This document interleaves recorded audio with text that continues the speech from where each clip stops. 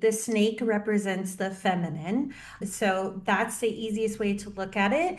I expressing feminine or feeling comfortable within my own feminine expression has been a challenging journey.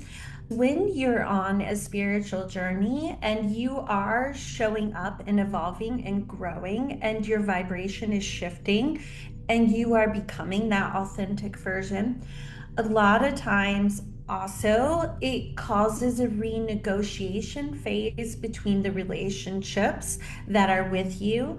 The trance channeling is when you enter a deep meditative state and you connect with a matching frequency and allow the frequency then to speak through you.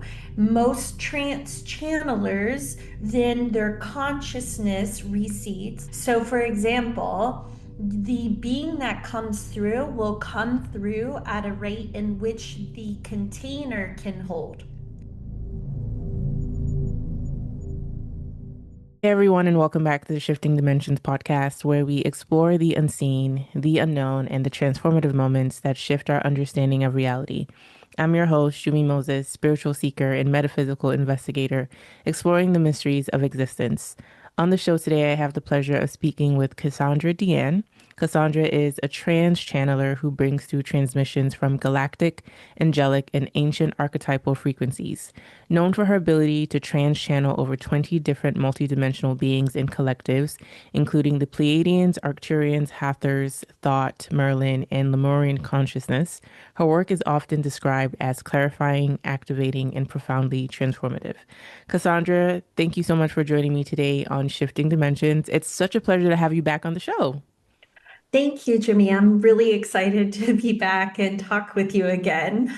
Yes, it's been a while. You were one of my first guests that I had on Shifting Dimensions. And on that specific episode, which I will link in the show notes of this episode if people are curious to listen to it, we talked about how you left a high control religion and found yourself in this spiritual world of astrology, human design, etc.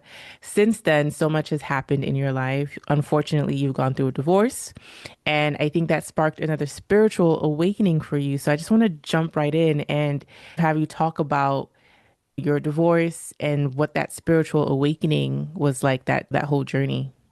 Oh, yeah, of course. Yes, it's funny to look back at that, our first conversations, because I can remember at the time I just started getting comfortable with galactic things. And I know later you were on my podcast as well, and we talked more about that. And so it was interesting because life was, yeah, just plugging along.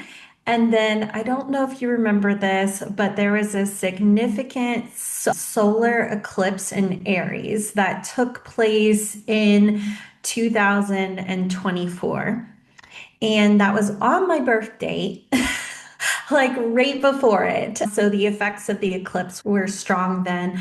It's hard to summarize it without having a whole podcast in itself, but keeping it as short as possible. I ended up having this spiritual experience where I saw or was taken to a past life that I had that kind of stirred up this very uncomfortable sexual awakening.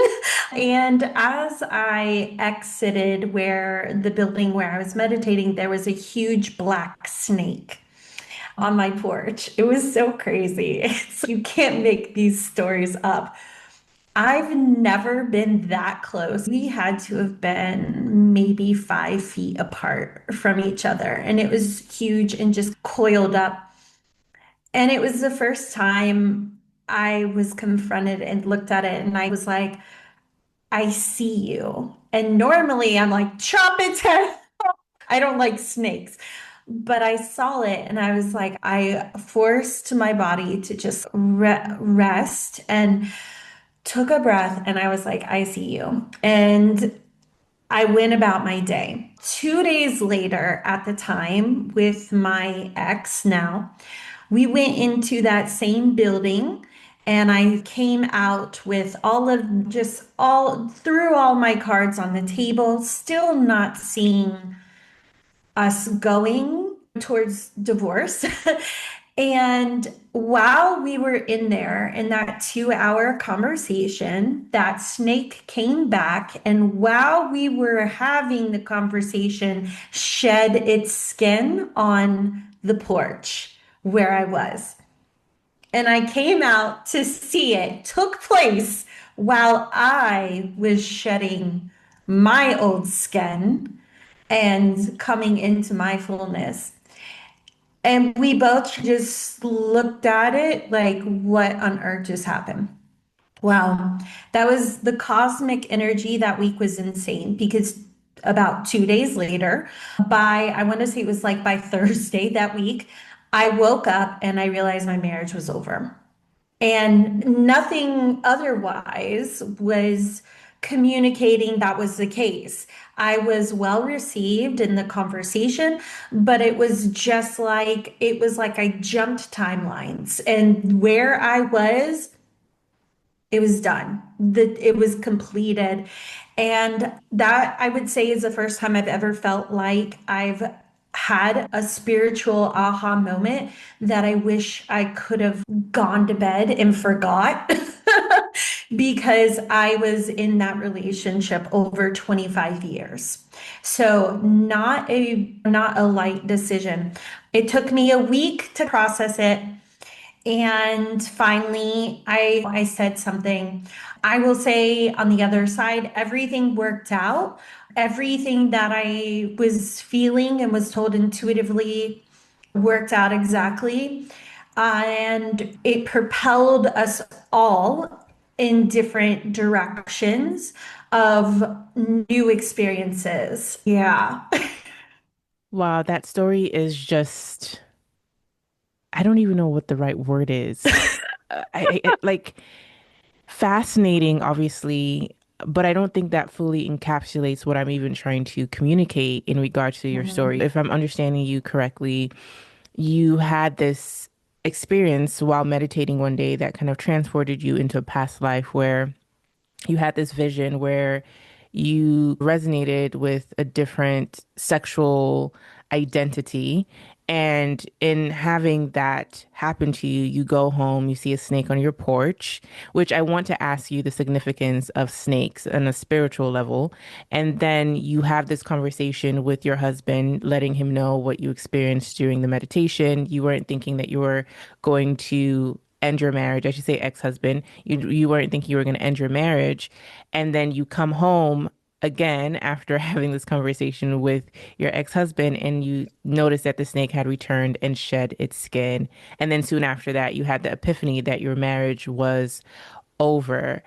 Before we talk about the significance of the snake and the significance of the eclipse in Aries, I believe that you mentioned at the beginning was happening Mhm. at the same exact time. You were having Mhm. this profound experiences. When you woke up and you had the realization that I think I'm done with my marriage, I'm on a different timeline, I'm embodying a different version of myself. Yeah. What did you say to your husband, ex-husband at the time? How did he receive that? That's a good question. So, briefly, the snake represents the feminine. So, that's the easiest way to look at it. Expressing feminine or feeling comfortable within my own feminine expression has been a challenging journey. I'll also add that actually the location was on our property. So it was all right there. So we weren't even like away. It was like right there. It was hard. I took a week of processing to myself before I finally said anything to him. At the time that I did, I knew it was over. There was nothing that was going to be said. And to add another layer, part of the vision of what I had of the past life was I was a yogani tantra priestess. So that's a whole nother thing. But if Could you give a high level of what that means for the Sure. listeners? Tantra, it's not completely all about sexuality, although a lot of people dwell on that. Basically, it is the balance of masculine and feminine, but there are elements where it is believed that one of the paths to God or consciousness actually comes through the union of a sexual exchange. And if you've ever watched Da Vinci Code, they actually talk a little bit about this and the idea that Jesus and Mary Magdalene were actually lovers. So but that's the short of that. So when I spoke to him, and hopefully my mic is working okay. Can you hear me okay? Okay, good. When I spoke to my ex about it, it was like, this is it. And that was that. A lot happened after that. He came to a point basically realizing the same conclusions ultimately in the end. It's hard to summarize all, but I would say I knew it was done. So there really wasn't any open for conversation. And that was hard but it's like when you have that realization, I just knew that I knew. And it's interesting because at the time he asked me, because part of it was I was living a life where I was trying to suppress so much of my feminine expression. I was hyper fixating on work. I was basically not listening to music because music encouraged emotional response and movement, and those are all feminine. And it was all of these things that I was becoming toxic masculine focused. I was determined to just be on my spiritual path, be as healed as possible, and just we weren't really engaging, but we didn't our whole relationship really, which was the root of a lot of it, is we lived so many years of each being so independent or into our own thing that we rarely came together. So I realized I wanted more. I wanted to feel alive. I wanted to express. I wanted to embody it. I didn't want to have any more shame. And I came out with who I was. And it's funny because it wasn't quite a shock to those who did know me, which was surprising to me. But yeah, it was hard. It was hard, but it felt like there was no other option anymore. So just to clarify, it seems like this part of this awakening was realizing that you were no longer neatly fitted in the heterosexual box Yes, or descriptions. correct. And it's interesting, right? Because you said that when you woke up and realized that you and your ex-husband at the time were done, it felt like you had jumped a different timeline. And I also had an epiphany that it seems like at the time when you got with your ex-husband, you were in a different frame of mind. Different, you were embodying a different identity. And you've Mhm. had so many spiritual awakenings and rememberings about who you are and your soul path and soul journey. So it feels like potentially this is the next step of you Yes. stepping into a more emboldened version of who you are and a more authentic version of who you are. And unfortunately, your relationship with your ex-husband was collateral damage, is the shedding of the skin. And I think that when people hear things like this, even when I hear things like this, it can feel like, wow, there nothing cataclysmic happened for your relationship to end, but it Nope. had run its course. And that can be a difficult thing to sit with, right? Because I think it's easier to walk away when things are Something horrible, happens. right? It seems Mhm. like your ex-husband was a pretty decent person and held space for you as you went through these different transitions Mhm. and awakenings. So I'm sure that must have been tough. But thank you so much for sharing that. I want to go back to the significance of the snake and also the significance of the eclipse in Aries. Because I don't, Yeah. again, I've talked to so many different astrologers, but I feel like I still don't know that much about astrology.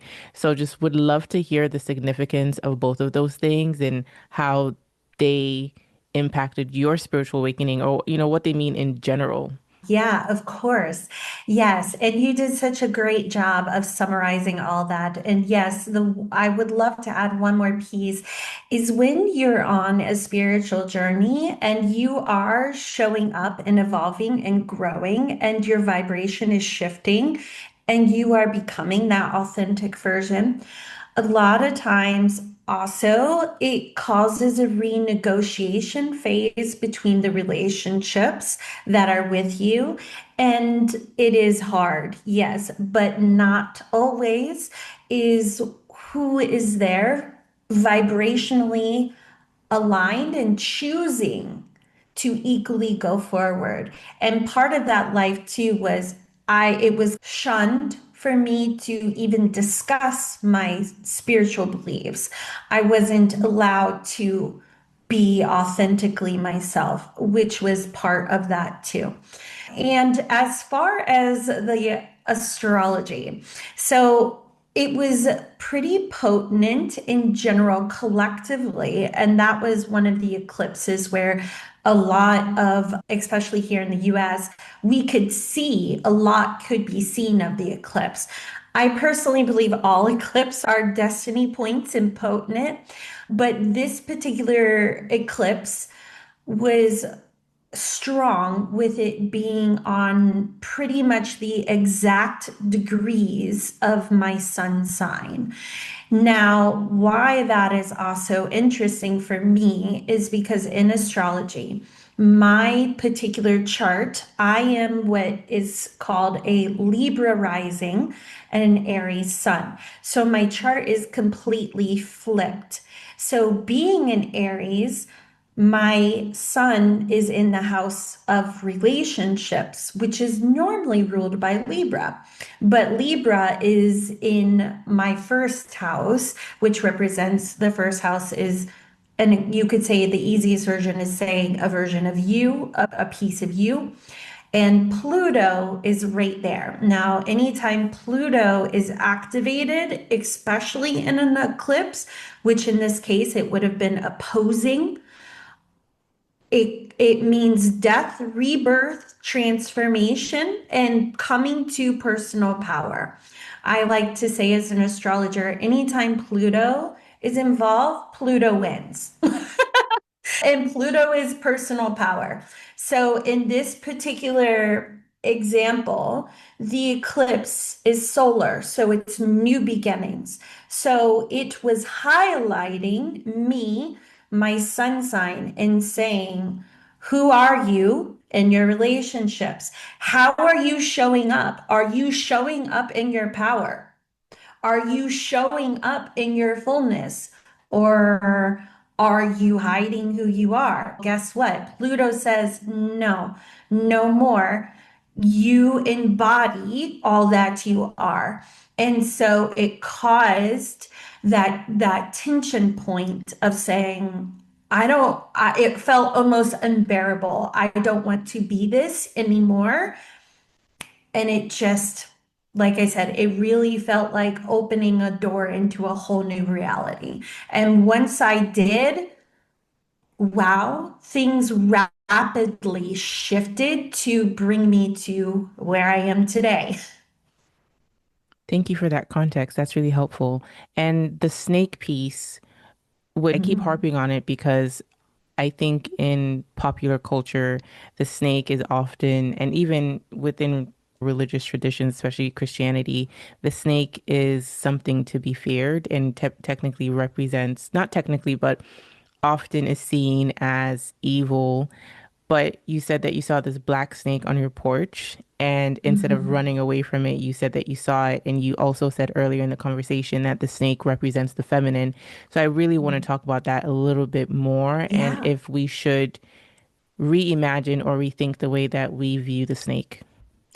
Absolutely. I absolutely love how you stated that the last piece, re-envisioning how we look at this, because it's interesting, especially from a religious perspective.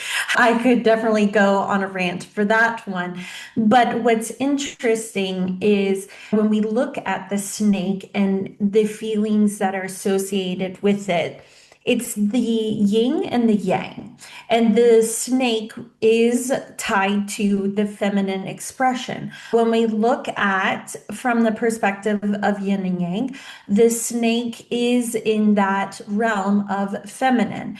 And in astrology, we look at positive or negative charge. Does that mean it's positive and negative? No. But interestingly enough, religion, especially, is very yang, it's very masculine. The light is masculine. That frequency is very masculine, where the feminine, there is more receptivity, there's more internal processing, there's more transformation. There's when we talk about having darkness, the void is darkness. The void is where creation and things start to come into form.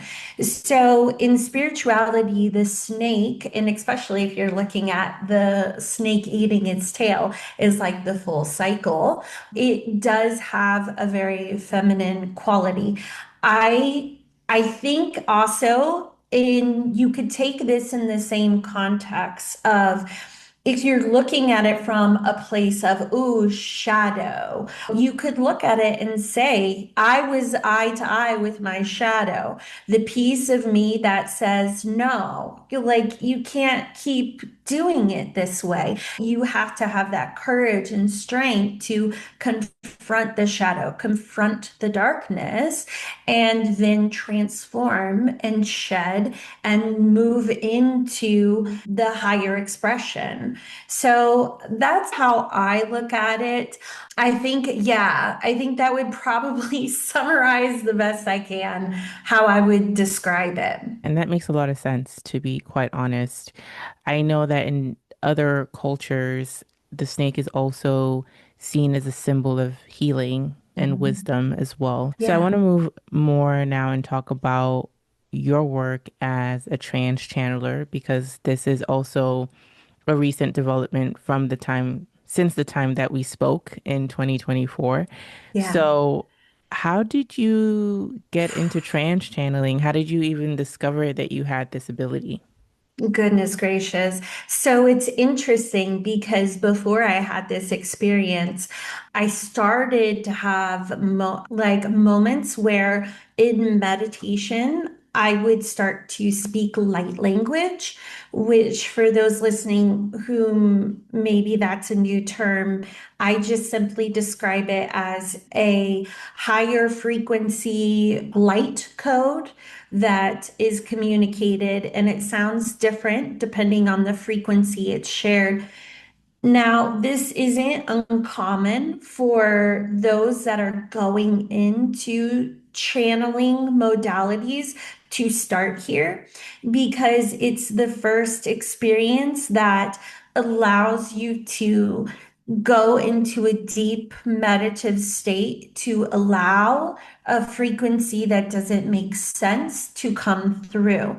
So I did this and then it stopped. And didn't, when I say stopped, it didn't continue on.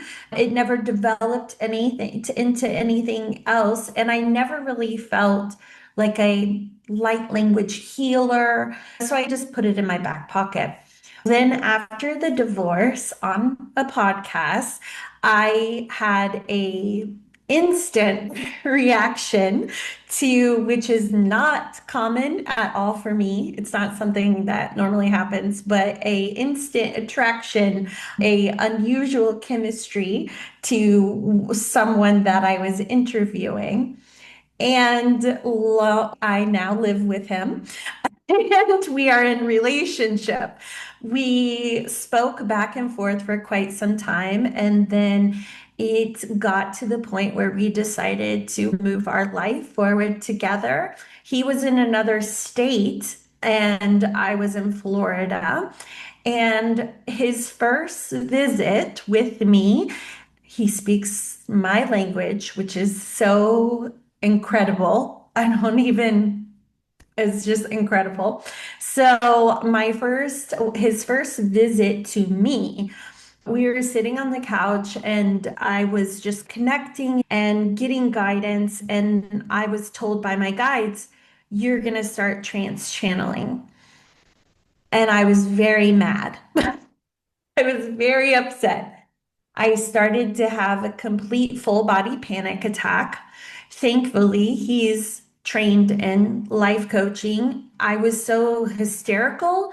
It was a trauma response that I was hyperventilating and I couldn't come to terms with where I was. I was feeling very lightheaded.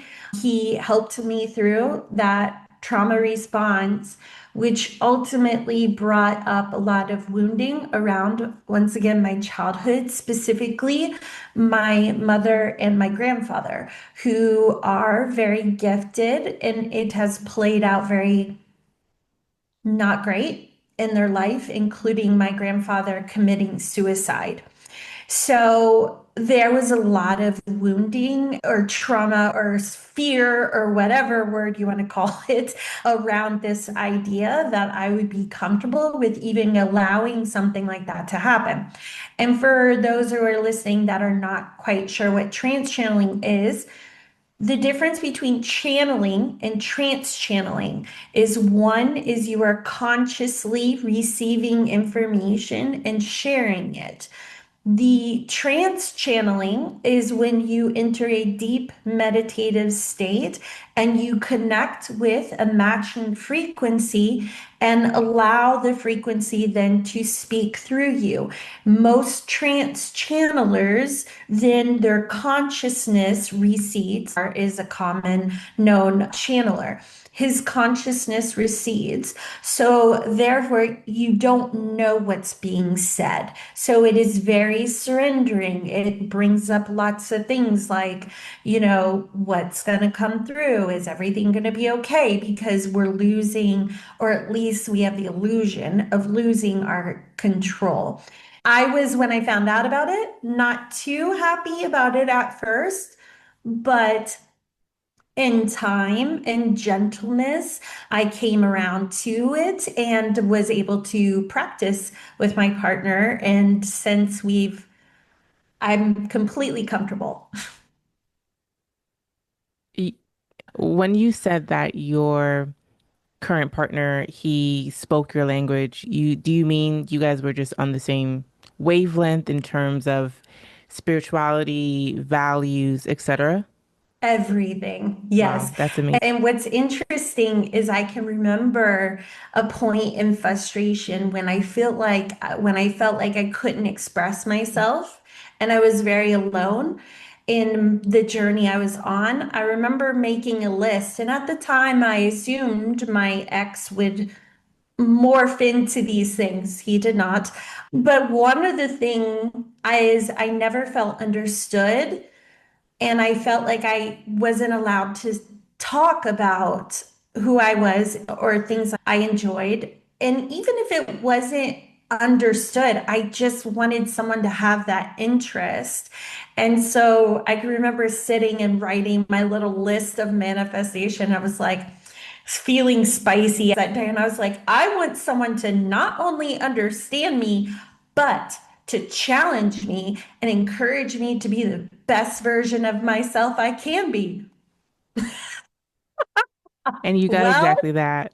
yeah, So back to the trans channeling and your guides letting you know one day that, okay, it's time to open that box.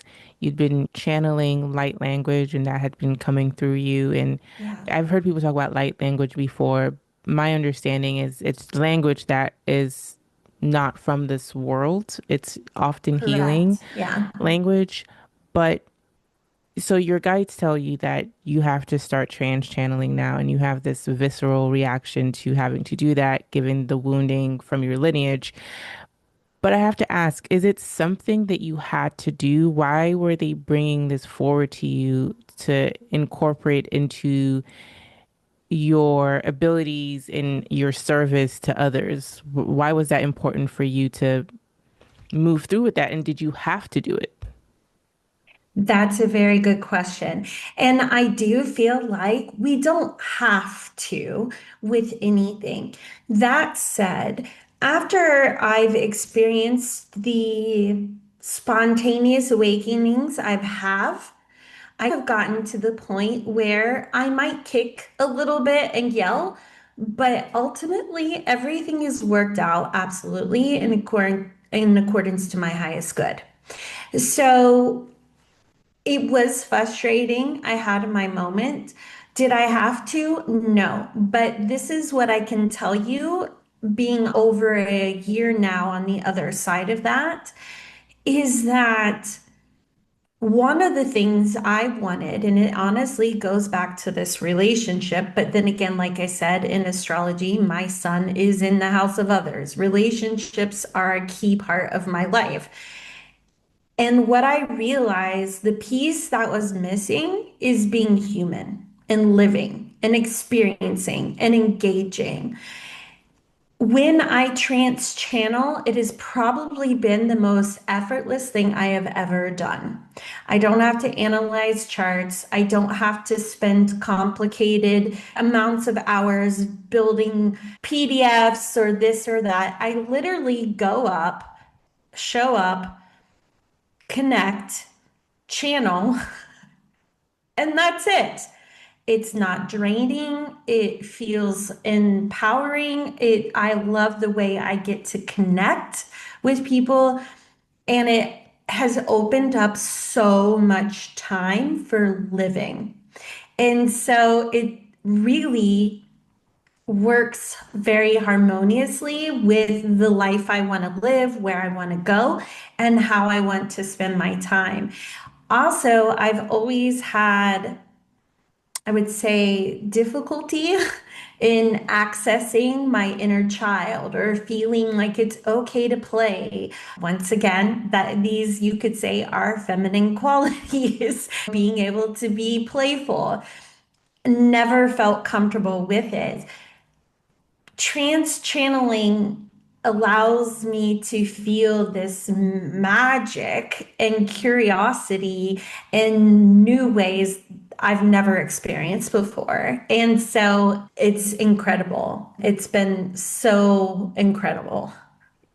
I'm glad to hear that because I have talked to a couple different trans channelers and I haven't had anybody complain and say that it's horrible for them. Some people do say that it takes out a lot of their energy and they have to replenish it because it's such a huge energetic surge when this other entity or being is coming through. I had someone on the show channel an angel once and I could see her physically sweating Wow. and getting flustered because it was such a huge Wow. energetic surge for her that it was a lot. Not in a bad way, but it definitely took some energy from her. You call yourself a transgalactic channeler. I thought that was interesting. I have not heard anybody else describe themselves as a galactic channeler, a transgalactic channeler. So, what does that mean specifically? Yeah. And if you don't mind, I'd love to comment on the energy aspect Yes. of it. In the beginning, yes, I would say there was a adjustment or getting used to the frequency. That said, I actually don't get drained. It feels really good. I get the munchies afterwards. I'll need to have some potato chips or some strawberries and I'll feel very kind of high or euphoric and it takes me a moment to come back around, but it actually feels more challenging now for me to consciously channel because I channel multiple beings. So I will it's when you're conscious, you're having to decipher everybody that's wanting to talk to you at once. And so that can take more focus, but when I'm trance channeling, my consciousness is removed and it feels very smooth.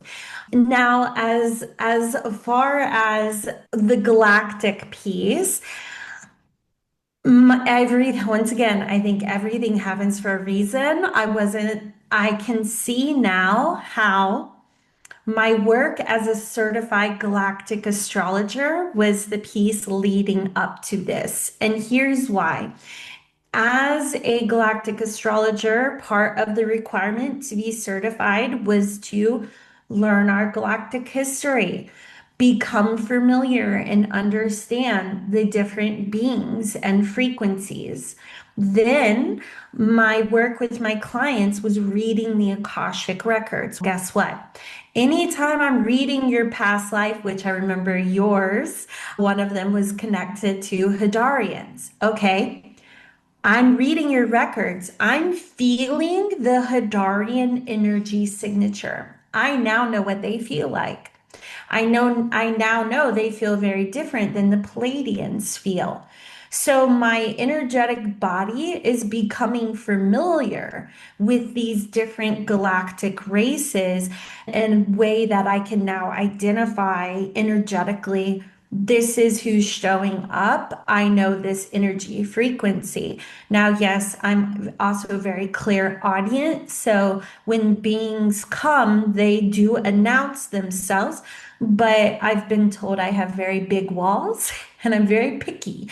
And so a lot of times they can't just tell me. I need more of a feeling or an experience to verify who the frequency is before I open myself up to trance.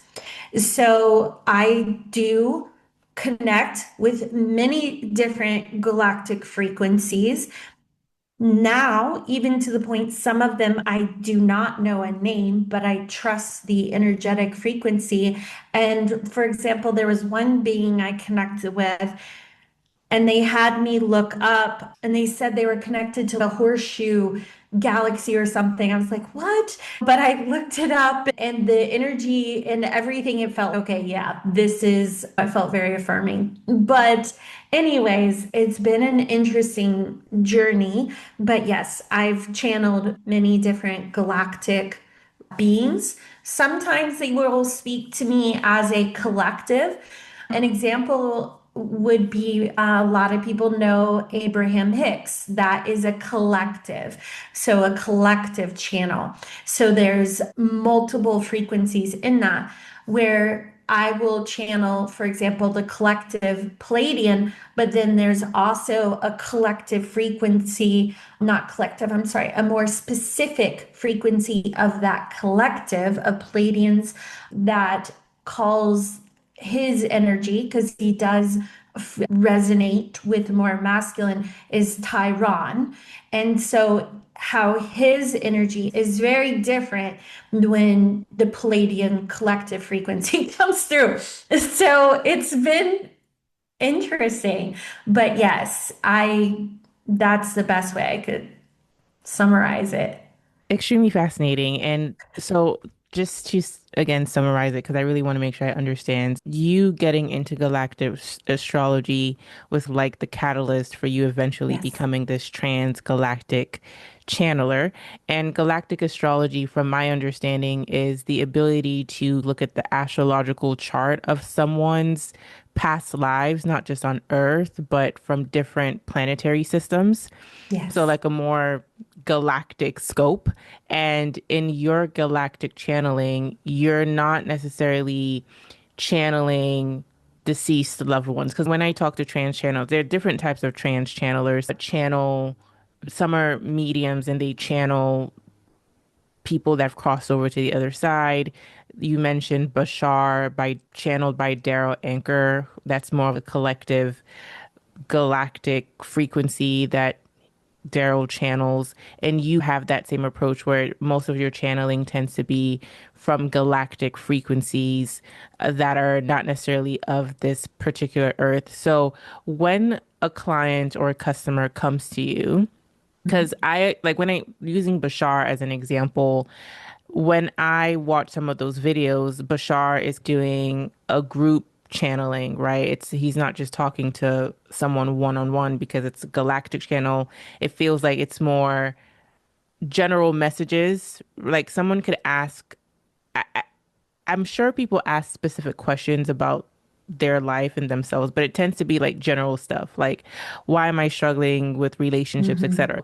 Long story short, when you have those one-on-one sessions, what are people coming to you for? Like, how is the galactic channeling working? If I were to come to you, for example, and I said I wanted to channel reading from you. I don't know if Mhm. reading is the right word, but I wanted a session with you. What would be the process and what beings would you channel on my behalf? Okay, I love this question. First off, is the way it works, whether it's actually group or individual, for me is the being that comes through is the being that is of the highest accordance to what is necessary for the person. So I do not know.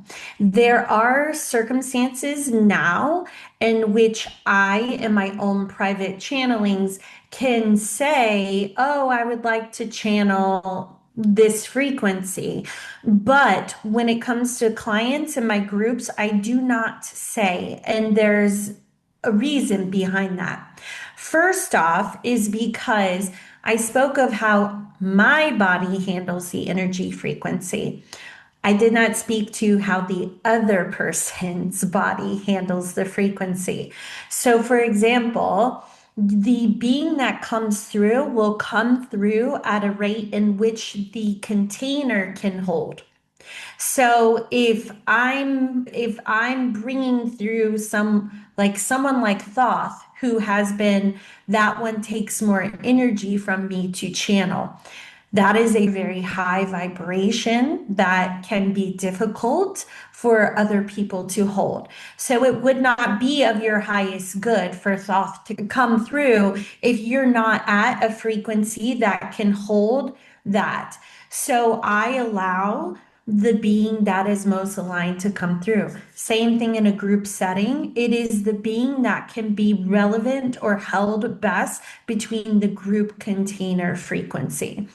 So, in a session, I just go into a meditative state and allow the being to come forward.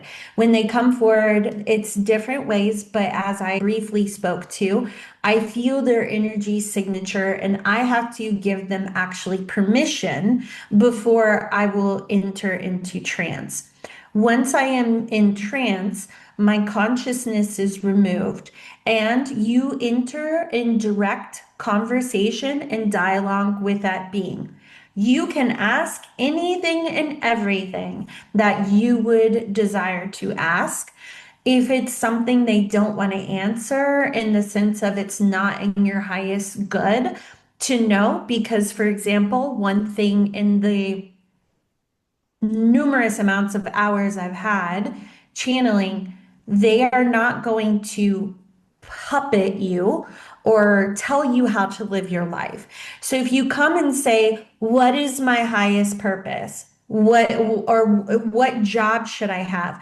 They're going to dig way deeper and they're going to walk you through a process of coming to realizations and understanding. Now, they might tell you what your gifts are. They might say, scan your frequency, because they won't give any information without you allowing them access. They may scan your soul's journey and say, we can tell you're not in a job that you're sticking up for yourself or honoring your values. They can say some direct information. They will at times call you out. I had someone tell me that they once asked a very direct question, and the energy frequency could sense that their vibration wasn't matching their question and said, are you sure you want me to actually answer that? So the key is there is a lot of energy exchange that is taking place. One of my sessions, at the end of the session, she was just crying and crying. And she said it wasn't that the guidance was incredible, because it was. It wasn't that it's pretty much almost a telepathic connection. They will answer your question sometime before you even finish asking it. But it was just the energy of feeling a sense of being so seen, understood, and a love frequency that was like nothing they had ever experienced in their entire life, no matter what the relationship was. And so, one of the things I get often with clients actually is they forget their questions because they will be caught off guard that the energy frequency feels so different. And that is incredible, I think. Oh my goodness. So just to clarify, when you say that when you're in session with a client, you don't often know the being that's going to come through to help out with your session because it's so unique for each person. So you Yes. don't choose, but you also said that the being that comes through has to be in frequency match, not just for you, but for the person that you're in session with. So does that person also feel the frequency of the beings, the galactic beings Yes. that you're channeling? Yes, Really? absolutely. It's like I said, it's surprising. I did a group. I did a group because I personally love the group sessions because you can reach a lot at once. And what's incredible is that it's quicker, because what they said to me is you can have one person asking questions, the whole group is benefiting from that question, okay? But they also are all energetically tied into that being. So one person was having almost like an out of body experience. Another one was having physical manifestations and like high vibrational. Everyone is having their own experience with the energy of the being and receiving of the question not only they ask, but everybody else in the group ask. And so it's the energy is just, I remember there was one lady, an elderly lady that came and she was like, "This is our trance channeler." And she just was very skeptical and didn't know what to expect.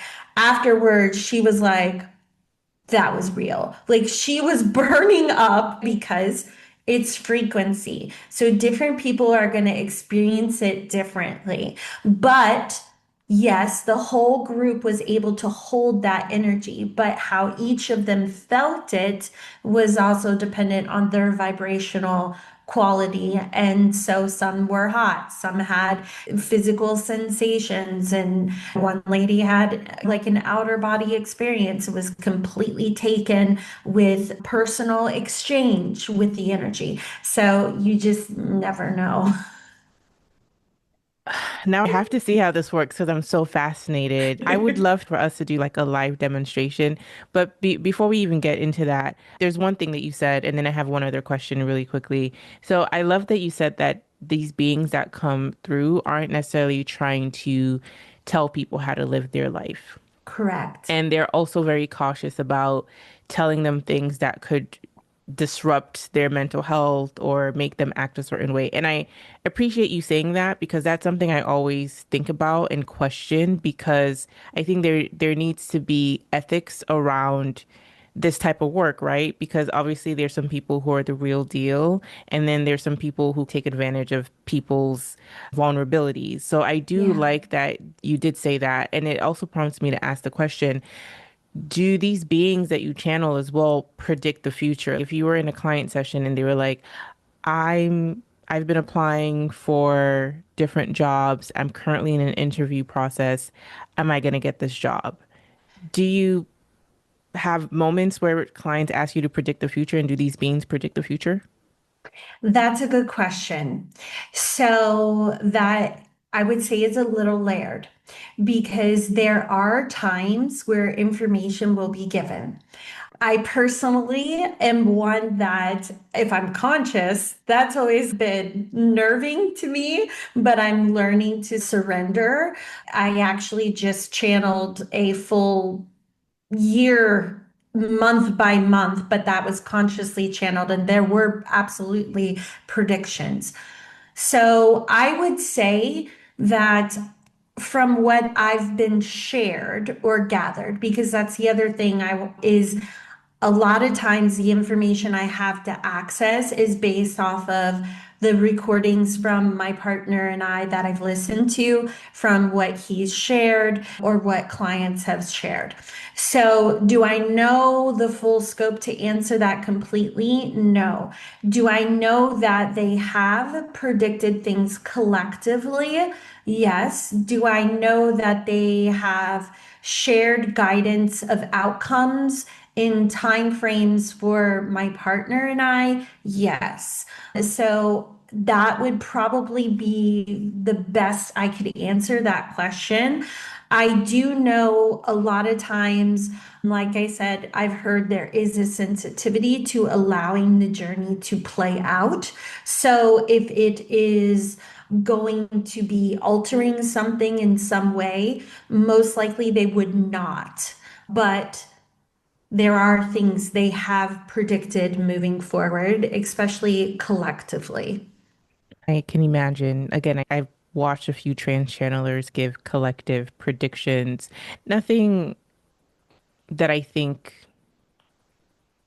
is crazy where they're like, oh, I haven't come across this. I'm sure there are some predictions where this, on this specific date, this is going to happen. But the Yeah, no, collective yeah, predictions tend to be around where humanity is going and the yes. energy and frequencies that we are currently dealing with on this planet. So I'm super curious to see how you channel, and I would love to open the floor up for. I don't want to say demonstration because it's more than that, obviously, but to showcase kind of your work. And I'm torn between, do I want to ask questions from like a client perspective, or do I want to ask questions from a collective perspective, or am I able to do both? You can ask whatever you want. My suggestion would be to see how the energy feels, Okay. because once you're connected, sometimes once you get a alchemized to it, you'll just know where you want to go. Does that Okay. help? Yes, that does help. And Awesome. is there like an etiquette to this, right? So I know that you Yeah. said that you meditate and you get into that state. Given that this is also part of a podcast interview, how do I guide the conversation where it's okay, I have asked all my questions. Let's bring Cassandra back to the forefront consciously. So I guess I'm trying to ask you, how should I Yeah. conduct this process? Yeah, Yeah. no, that's a good question. And here's a fun little fact for you.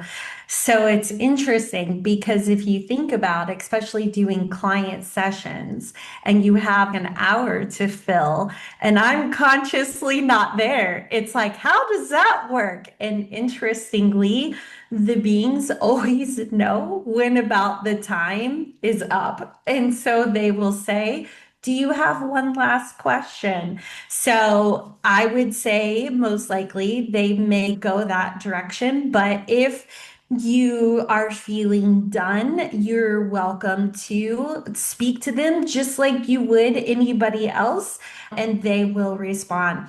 So, how it would work is what I'll do is I will go when we're ready and to just take a moment to ground and breathe and come into a deep meditative state. It could take a minute or two for the energy frequency to come through. I would imagine for a circumstance like this, most likely they will have an announcement or message that they would want to share. And once that takes place, usually they will invite you to, yes, ask questions. And then from there, just enjoy the process and engage. And when you feel comfortable or when they feel the time is up, the conversation will naturally take its close. Okay, I'm excited. I'm not gonna lie to you. There's a part of me that recognizes that these things are real, but there's also a part of me that's slightly skeptical as well. So I'm I I'm get I'm it. curious to see how everything unfolds. And yeah, thank you Yeah. for letting me know. Does the being announce who they are? Yes. Okay. Yes. All right. Okay. Yes, absolutely. Yeah. Okay. Okay. Now, the only other thing I'm actually going to add to this is sometimes with high frequency, there can be technology glitch. So I think we should be fine. But yeah, if something was to come up, usually it resolves itself. Okay. Normally, it's just in the beginning when I'm connecting. So yeah. Okay. I also may, if I have, depending on the energy frequencies, there can be physical like jolts. I would just say for yourself or the audience, if this is disorienting or just uncomfortable, you're welcome to close your eyes. It's not always, but sometimes it happens. So, yeah, Sounds good.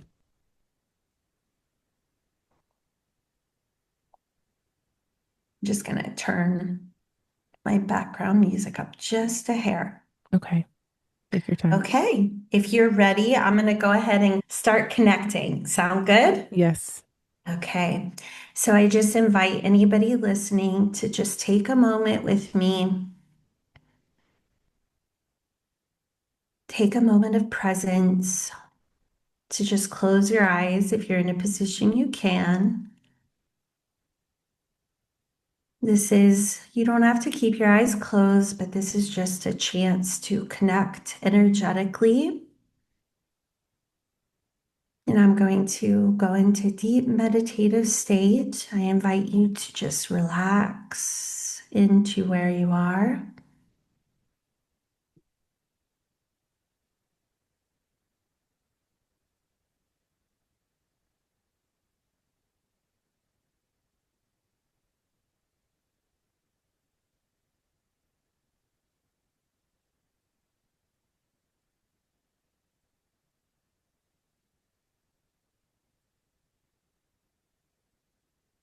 We would say to you, greetings. We are a Lemurian frequency in which we go by the name of Grandmama.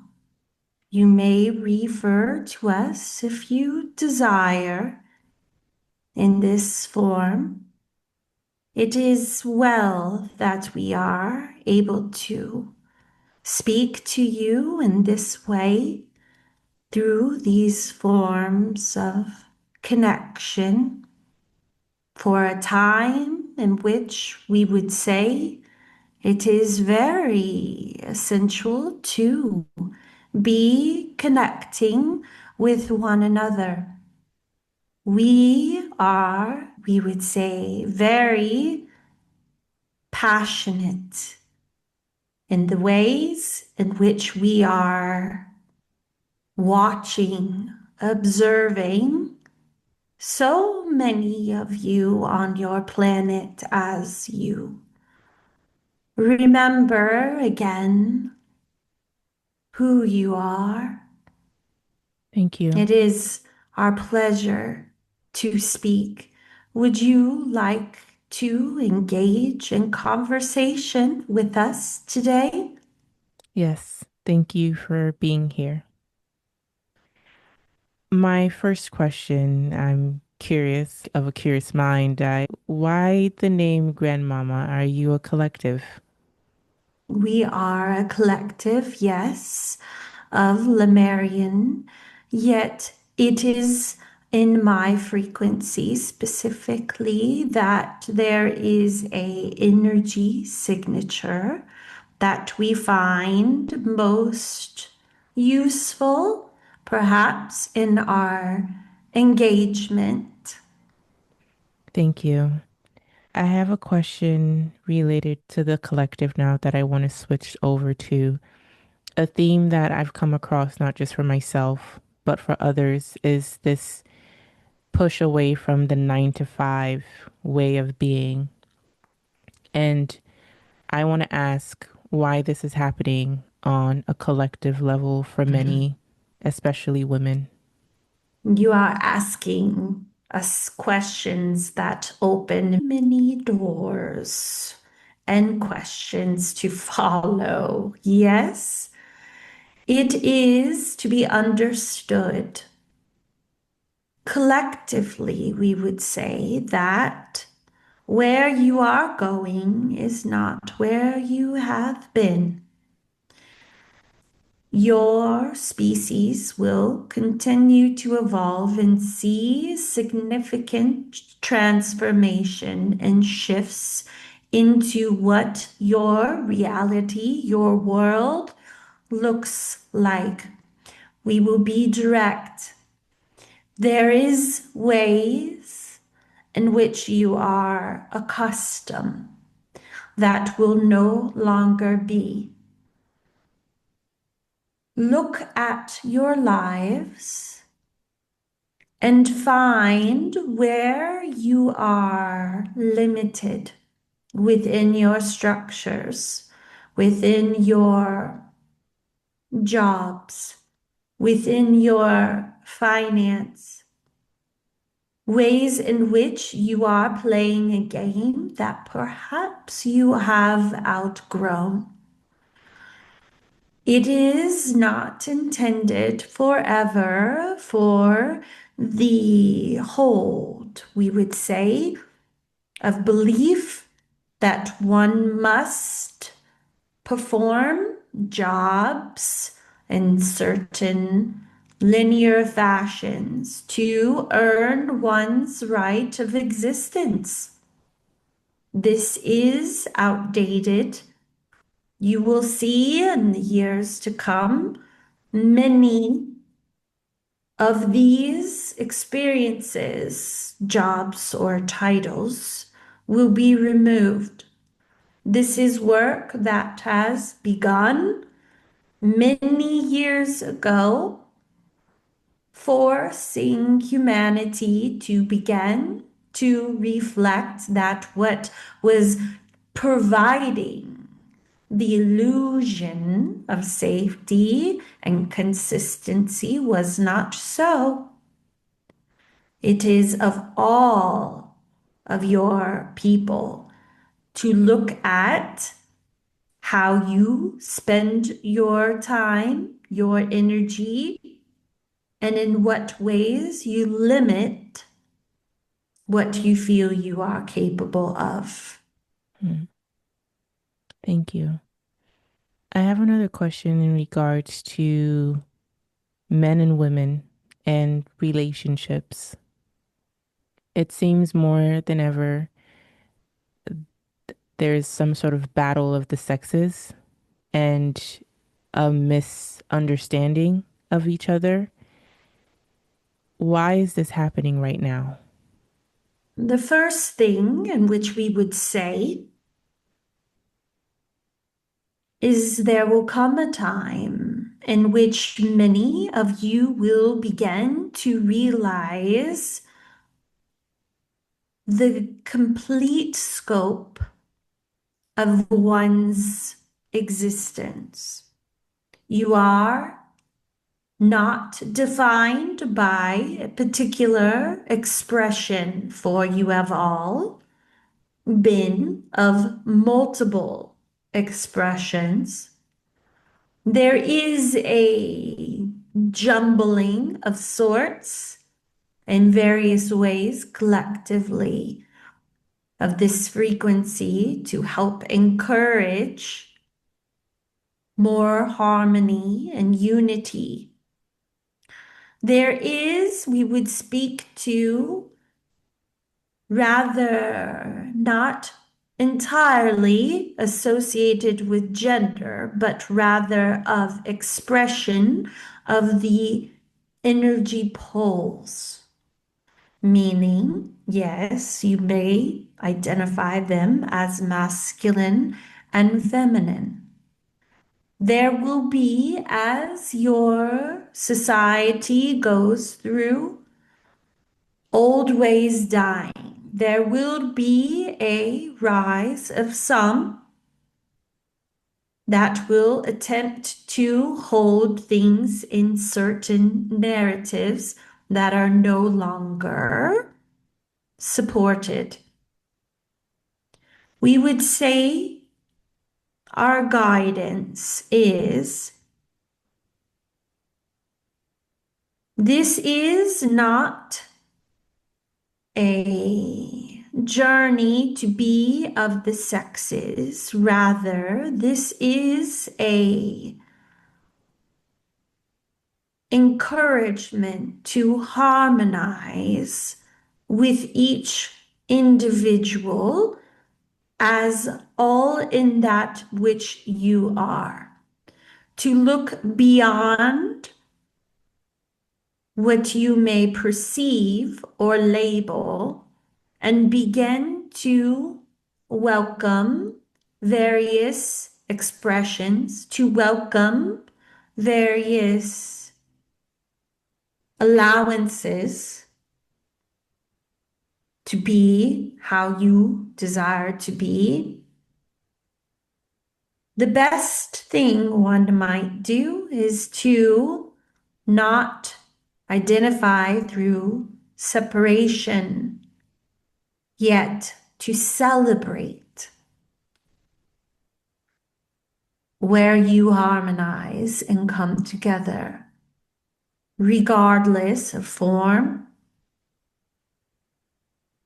We would give a word of caution, yes, that if you over identify in your goals or missions, beliefs, and opinions towards one or another, you will simply create more of the same challenge, just in a different body type.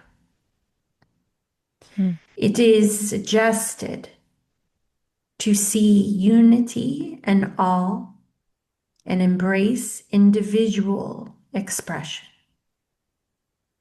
Thank you. With all the political unrest happening in the world and social upheaval in general, how do we stay informed without letting it affect us psychologically? This is tricky once more to answer, for the language is used of form, stay informed. Yet we would also say it is possible to be in of existence in one's reality and to trust in the flow that what is for you will find you. What is relevant for you will find you. It is a understood misconception that one must be informed of all things. Yet, this is exhausting and will continue to prove to be difficult in your years to come. Our guidance would be more in honoring where you are, to connect with your tribe, to celebrate those in your neighborhood, to smile at those that pass you by. This is good information.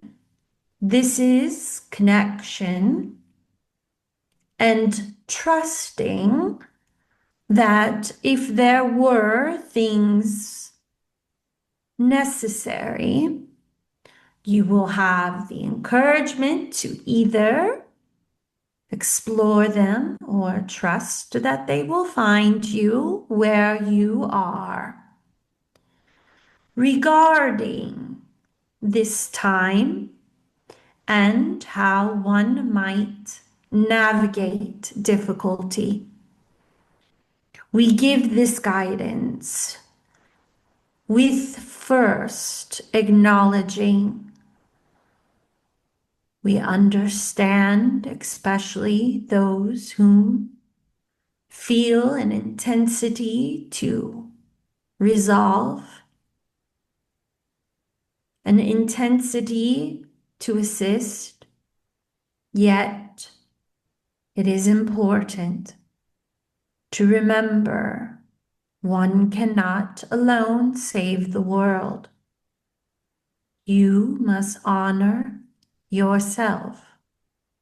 You have to, each and every one, trust that where you are guided to assist in the capacity in which you have, this is enough. Also, the encouragement is to understand that the best assistance you may offer is within holding your authentic expression, holding your particular vibrational quality. It is within your joy you assist. It is within your happiness you assist. It is within your doing of things that bring you most peace that you assist. You anchor this new world. You anchor this frequency. You magnetize that which is available. Do not feel that the correct course is within sympathy, sadness, and consumption of desiring to fix. Your best assistance is within being your light. And as you shine, you share possibility. As you shine, you invite new ways of thought. As you shine, magic, potential, all seen, more within reach. Thank you. With that, my final question is, what is the highest frequency? The highest frequency, we would say, would be within harmony of self, of love, of unconditional sorts. It is when you can detach from judgment, but one can only do so with acceptance of self. If you do not feel within your own fullness, you are then unable to vibrate at the fullest of unconditional love. It is within acceptance of each moment, acceptance of each individual, acceptance of each circumstance, detached from judgment, detached from expectation. You may desire, yes, this is good, but also within the loving joy of each moment and trust that you are co-creating with that of your soul. This is how we would describe the highest frequency and how you best assist the collective and where you each are going. Thank you, Grandmama. This has been great. Thank you. Thank you. We hope this has been useful for yourself and audience. Thank you. We would at this time say goodbye. Goodbye. Thank you. Welcome back. Thank you so much for that. Do you remember anything that we discussed? No, it's okay. It was a great session. I thought it was just some quick feedback. Again, like I said, part of me that's extremely curious, and obviously because of the work I do, I know that this is possible, but there's another part of me that was skeptical. But when the collective being came forward from, I think, Lemuria, I feel like I'm saying that wrong. Their name was Grandmama, and that put me at ease immediately. And I asked a question for myself, and then the rest of it, I had asked two questions for myself, and then the rest of it was collective questions. But the Okay. first question I asked for myself really resonated with me because I also felt or have received that message intuitively. So I always say, at least for myself, and when I talk to people, I'm always like, when you're in sessions, most of what's being told to you, you should already have a sense of intuitively. It shouldn't be completely left field, at least not most of it. I'd I just wanted to agree. share that. So Well, thank you. I'm so yeah. glad. We're almost done here. I know that we've been on here talking for an hour and 30 minutes, but I have to ask you, have you shifted in perspective on anything? And also, where can people find you if they want a session or if they want to just learn more about you? Awesome. Yes. Oh, yeah. Sorry. I'm just Okay, like take your time. coming back. Yeah. I would say, so if you don't mind, I might close my eyes here and there. Yeah, go ahead. I would say the biggest thing that I've changed or shifted perception or shifted on would be I lived with the belief that I was working towards reaching a place of ascension or conclusion or accomplishment or reaching this higher state of essence. And what shifted, I've realized, is that we're not going anywhere and that it is not about that as it is the human experience and integrating it. Because one of the things that helped me shift that, my guides were helping me clear things, and they said, what if we do have disclosure in the next year? What if another thing I've been told in trance channeling is what's normal now will become the outskirts, and what feels on the outskirts will become the normal. If that's the case, then what do you do with your life? And that was like mind blowing. And it helped me put into perspective that it's not about saving the world or reaching everybody or any of that. It's just being present and enjoying the journey, being mindful. And I don't know, that was a huge shift for me.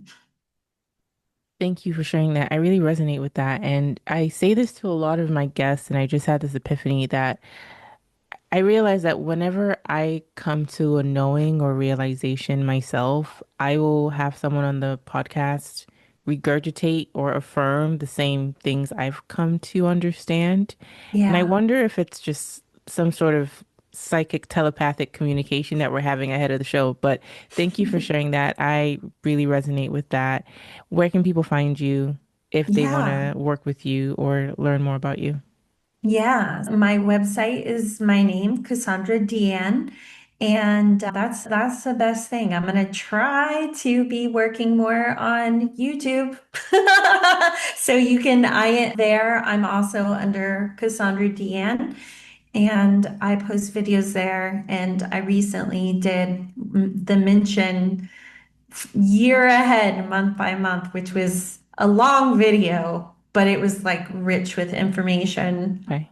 Awesome. Yeah. Thank you, Yeah. Cassandra, for your Thank time you. today. It's Yes. been such a pleasure having you back on the show. Really appreciate it. Thank you.